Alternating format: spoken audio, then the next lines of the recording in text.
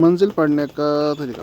रोज़ाना सुबह शाम एक मरतबा पढ़कर हथेली पर दम करके थूक के कुछ ज़रात भी निकल आएँ। हाथों को सर के इब्तिदाई हिस्से से शुरू करके चेहरे पूरे बदन पर फैले। बच्चों और घर वालों दूसरे अफराद पर भी दम करें यानी फूंक दें।